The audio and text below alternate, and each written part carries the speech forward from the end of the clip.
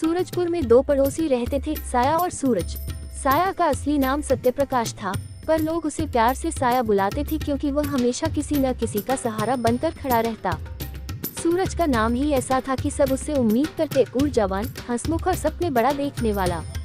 दोनों बचपन के दोस्त थे, स्कूल में एक ही बेंच पर बैठे, जीवन में एक दूसरे का सहारा रहे।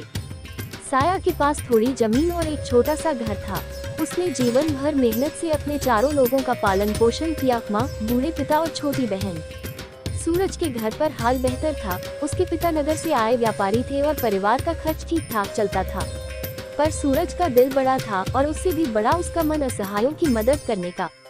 एक साल अचानक कठिन आ गया। बारिश नहीं हुई, फसलें झड़ती रहीं, लोगों की जमा पूंजी घटती गई।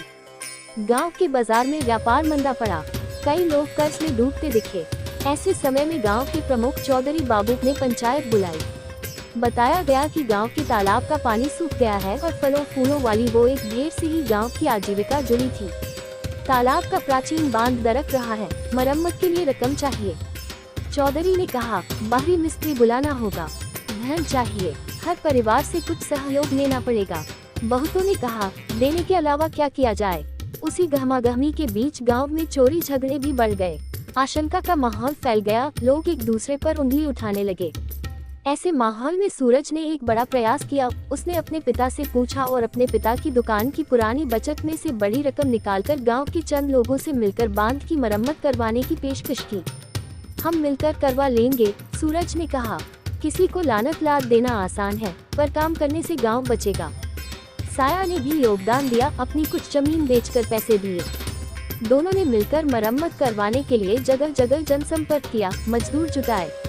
कुछ लोगों को लगा कि सूरज और साया दिखावे के लिए ऐसा कर रहे हैं। आलोचना हुई, पर वे पीछे नहीं हटे।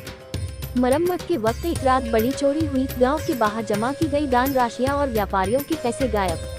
पूरा गांव हिल गया। शक और उकसावे ने माहौल सुना कर दिया। किसी ने देखा कि सूरज के पास कुछ पैसे थे और किसी ने कहा कि साया ही शाम को उधर गया था। अफवाहें आग की तरह फैल गईं। अगले दिन पंचायत में ही मामला गर्म हुआ। एक एक कर लोगों ने आरोप लगाना शुरू कर दिया। सूरज का सिर गिर गया, साया का चेहरा काला हो गया, क्योंकि समाज में एक बार शक पड़ गया तो उसे हटाना मुश्किल था। सूरज ने कहा, मैंने क्या किया? मैंने तो गांव के लिए पैसे दिए, पर किसी का भरोसा टूट चुका था।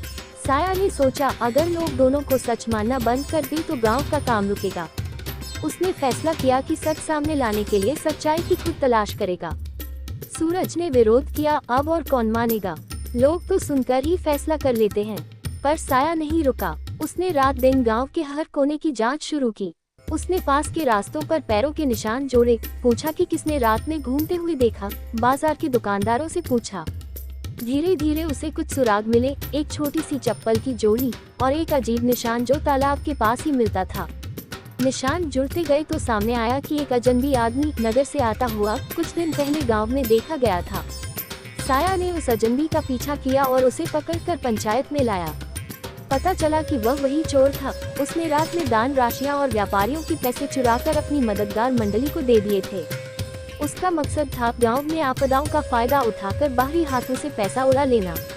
जब सच सामने आया तो जो लोग सूरज और साया पर दोष लगा चुके थे, उन्हें शर्म हुई।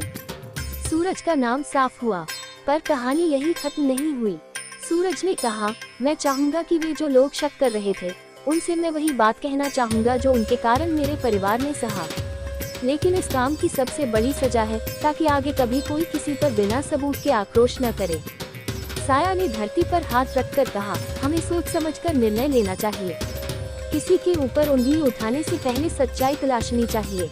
मैं चाहता हूं कि यह गांव दोबारा ऐसे अफवाहों का शिकार न बने। चौधरी और पंचायत ने निश्चय किया, गांव में एक न्याय परिषद बनाई जाएगी जहां किसी भी आरोप को सबूत के साथ उठाना होगा। और सबसे बड़ी बात, सूरज और साया ने उस चुराए हुए धन को वापस खरीदकर और अपने हिस्से से जोड़कर तालाब की मरम्मत में और गांव की जरूरतों में लगवा दिया। सूरज ने कहा, पैसा लौटाकर हमने अपराध का प्रमाण मिटाया नहीं, हमने विश्वास फिर से जमाने की कोशिश की। पर कहानी का असली मोड़ तब आया जब सूरज को गांव के कुछ लोग फिर भी ठुकराने लगे। उसके घर की दुकानें, उसके पिता की प्रतिष्ठा पर सवाल उठे। सूरज के लिए ये समय बहुत कठिन था। उसके लिए आसान होता कि वह शहर चला जाता, पर वह नहीं गया। उसने हर दिन मेहनत की, लोगों को साबित किया कि उसने कुछ भी गलत नहीं किया। साया ने हर दिन उसका साथ दिया, न सिर्फ शब्दों में बल्कि काम करके। समय के साथ गांव में फिर से शांति आई, तालाब भर गया, फसलें अच्छी हुई और अफवाहों की आग बुझ गई। सूरज और साया की दोस्ती पर चमक लौटी, पर पहले जैसी नहीं। अब उनके बीच भरोसा गहरा और समझ मजबूत थी। सूरज ने अपनी तमाम कमाई से गांव में एक छोटा स्कूल खुलवाया जहां जेहनदार बच्चों को निःशुल्क शिक्षा दी जाने लगी। साया ने विद्यालय के लिए पुस्तकालय की व्यवस्था करवाई। कहानी का परिणाम ये हुआ कि सच्चाई और परिश्रम ने अफवाहों और लालच पर विजय पाई। पर सबसे बड़ी सीख ये थी, चुनी हुई सजा या त्वरित निर्णय से अधिक असरदार है समझदारी, खोज और एक दूसरे का साथ। गांव ने समझा कि इंसान गलतियां भी कर सकता है, पर सुधार और मिलकर समस्या का हल निकालना उससे बड़ा गुण है। अंत में चौधरी ने पंचायत में कहा, सूरजपुर ने ये दिखा दिया कि रोशनी और साया दोनों साथ चले तो हर अंधेरा मिट सकता है। हम में से कोई भी अकेला हीरो नहीं, हम सब जिम्मेदार हैं। और इसी के साथ सूरजपुर की वो बड़ी कहानी दुनिया के लिए मिसाल बनकर गूंजी कि दोस्ती, उम्मीद और साहस से बड़ी चुनौतियां भी छोटी लगने लगती हैं। कहानी का संदेश, बिना सबूत के किसी पर दोष न लगाएं। अफवाहें तो समाज को तोड़ देती हैं, पर समझ बूझ और सहारा मिलकर फिर से समाज को जोड़ सकते हैं।